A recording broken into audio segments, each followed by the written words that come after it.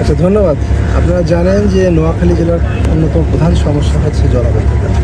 এই জলাবদ্ধতার কারণগুলো যদি আমরা খুঁজতে দিই, তাহলে এই যে খালগুলো দখল হয়ে যাওয়া আর খালগুলো ভরাট হয়ে যাওয়া অন্যতম কারণ, এবং দীর্ঘদিন থেকে খালগুলো পুনর্খনন হয় না, ফলে এগুলো দেখবেন যে পুরোটাই ঘাস হয়ে গেছে এবং গরু চরণ করে, এখানে চরণভূমিতে পরিণত হয়েছে। আমরা এটি অবৈধ দখলদার উচ্ছেদ করে এই খালের প্রবাহ ঠিক রাখার জন্য আমরা যে কার্যক্রম গ্রহণ করেছি তারই অংশ হিসাবে আজকে আমরা এসেছি। আপনারা দেখেছেন যে আমরা এখানে পুরো খালটাতেই আমরা পরিষ্কার অভিযান শুরু করেছি। এটা পৌরসভার পক্ষ থেকে যারা নির্বাহী কর্মকর্তা এই কার্যক্রম শুরু করেছেন। আমরা আশা করছি অতি সত্বর এই যে অবৈধ দখলদার যারা আছে তাদের বিরুদ্ধে আইনানুগ ব্যবস্থা গ্রহণ করা হবে, উচ্ছেদ করা হবে।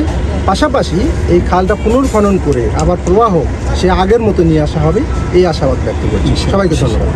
একটা বিষয় সেটা হচ্ছে চমনি পৌরসভার পক্ষ থেকে যতগুলো অবৈধ স্থাপনা আছে সবগুলোতেই কিন্তু অলরেডি হোল্ডিংগুলো ক্যান্সেল করছে। আমরা যদি এই ধরনের কোনো অবৈধ কোনো কাউকে এই ধরনের দেওয়া হয়ে থাকে, আমরা সেগুলোরও ব্যবস্থা গ্রহণ করি। আমরা ইতোমধ্যে যেগুলো অবৈধ স্থাপনা নির্মাণ করা হয়েছে তাদের উচ্ছেদের জন্য প্রয়োজনীয় ব্যবস্থা গ্রহণ করছি। কত কোটি টাকা?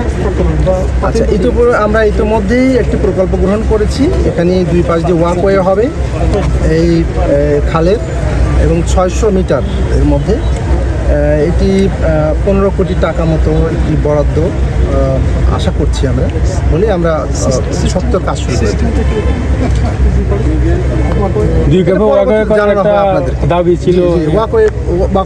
আমরা কি যে খাল পরিষ্কারের মতো আশেপাশে অবৈধ দখলগুলো পরিষ্কার আমরা দেখতে পাবো? Thank you.